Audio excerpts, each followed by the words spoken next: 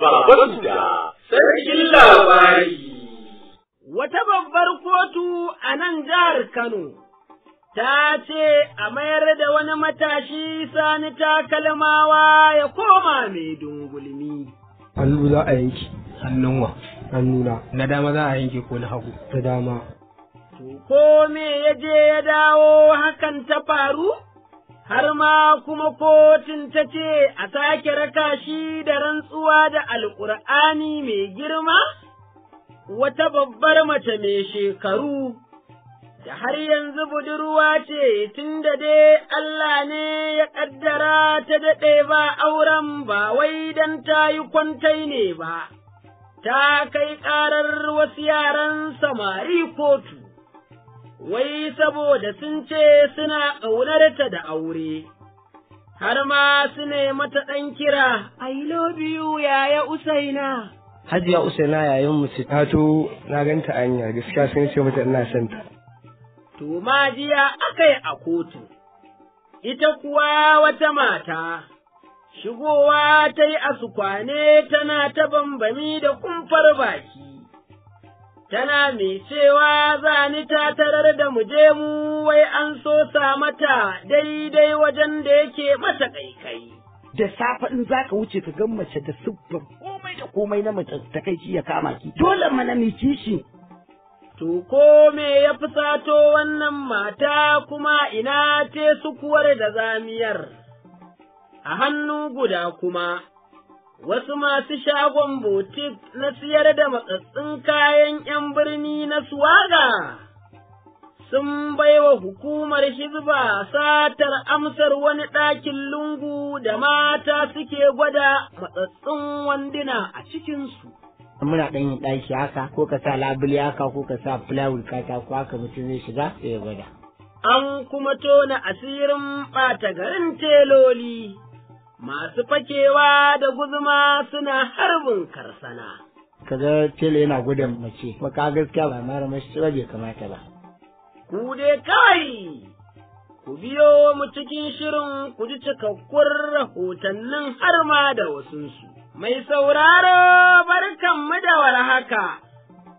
Ibrahim Abdullahi Soran ɗinki ne ke faɗin Assalamu alaikum. Wa rahmatullahi ta'ala wa barakatuhu, sannunmu da sake jibintar al'amuran juna ta cikin wani sabon shirin na Baba Suda a wannan rana ta Litinin.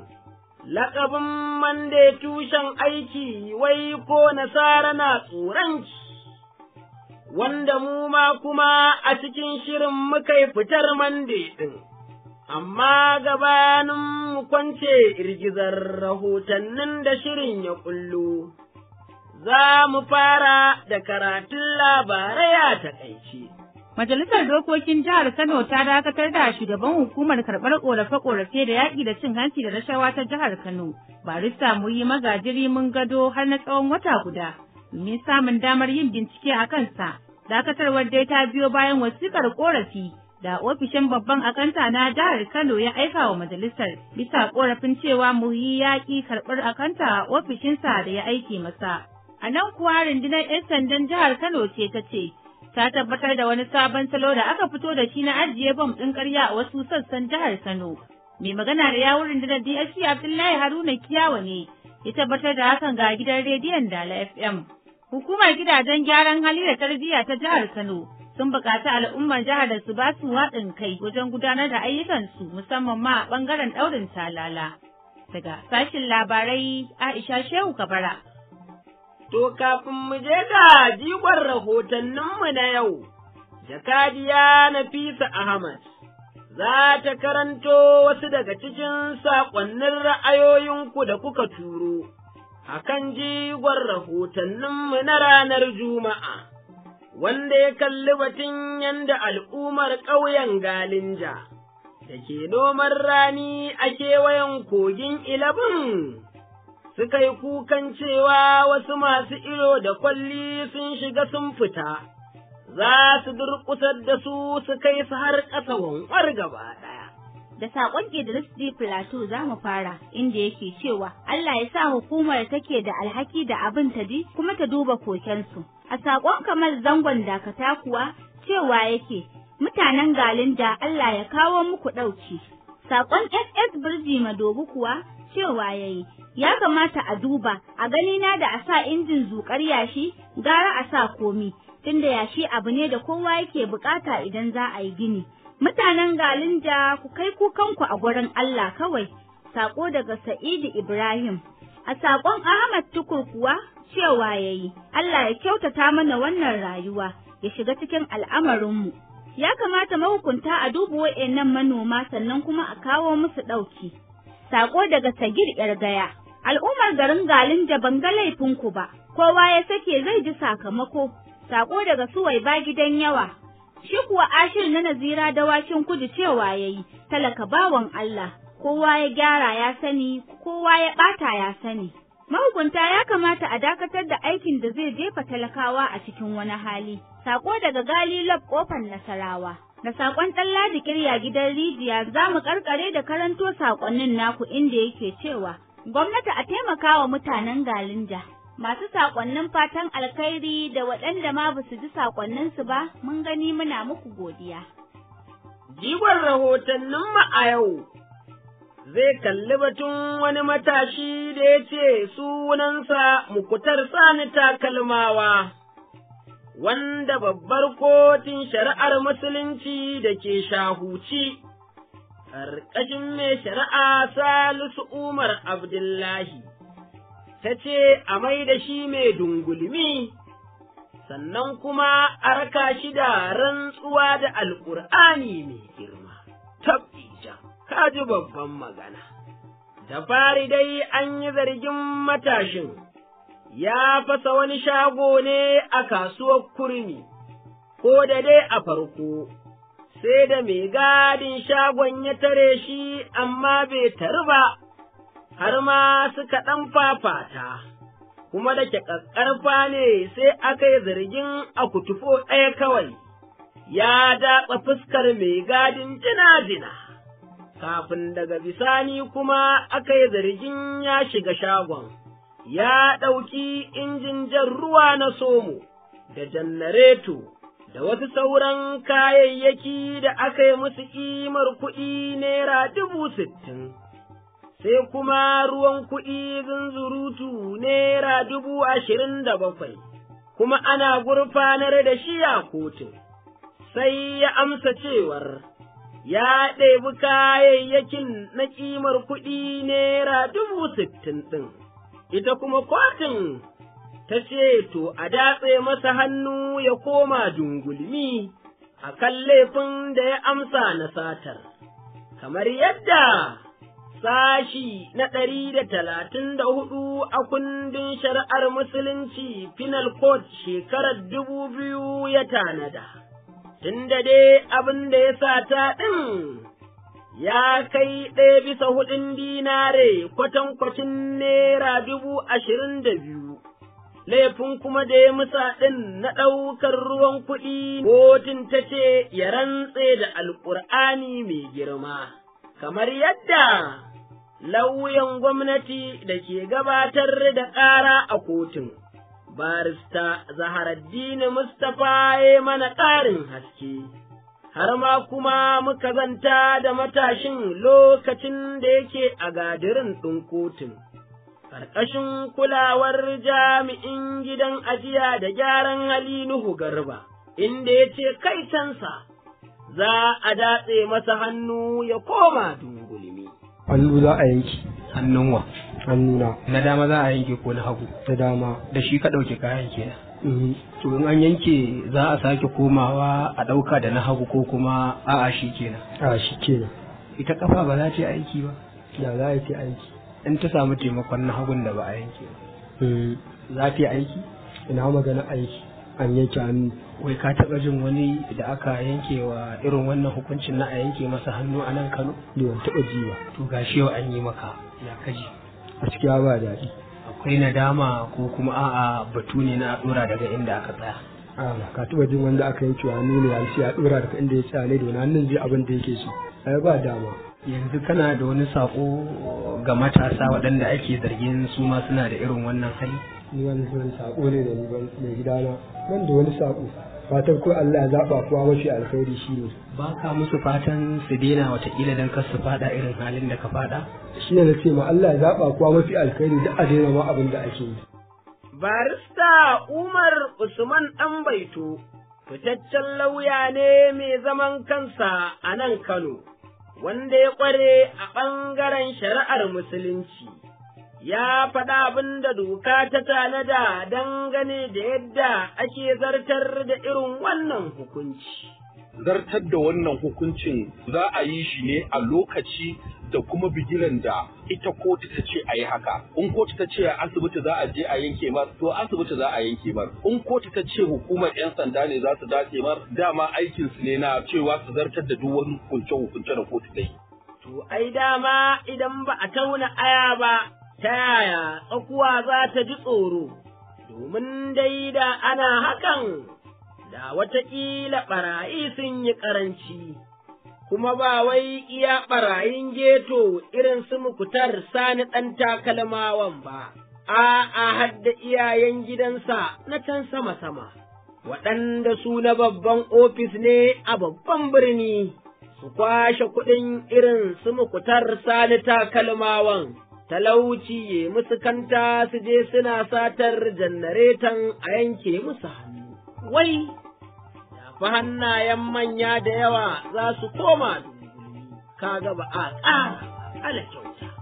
Kuma labarin shi ne jigon rahotannin nama a yau, wanda za ku iya aiko mana da ra'ayoyinku a kansa, ta lambar waya. 08091 muna dakon. To a yayin da matashin Mukutar Sani takalmawa, kotun ta ce a mai da shi mai dungulmi, a kuma raka shi da rantsuwa da Alƙur'ani mai girman, ita kuwa wata babbar mace mai shekaru da har yanzu budurwa ce. Tunda dai ai Allah ne ya ƙaddara ta daɗe ba ta yi auren ba wai don ta yi kwantai ne ba, ta kai ƙarar wasu yaran samari kotu, wai saboda sun ce suna ƙaunarta da aure, har ma su ne mata ɗan kira, wai I love you yaya Usaina, kai har saboda tsabar tsaurin ido ma. Sai da abokin saurayin ya raka shi zance wajenta har gida, ƙatotuwar budurwa da tarin shekaru ɗan ƙaramin yaron saurayi yana sallama ta fito su sha soyayya, raini ya yi yawa a faɗarta. To bayan dai an gabatar da matasan a gaban kotun Magistrate mai lamba 55 da ke zamanta a ƙoƙi ƙarƙashin Magistrate Sadiku Sammani. Kotun ta same su da laifi na ɗan kira, amma fa ba na soyayya ba, don haka sai ta ce, shi saurayin da ma ɗan rakiyar, duk a tsalala musu bulala uku kowannensu. Kuma a gaban ita waccan ƙatuwar budurwa.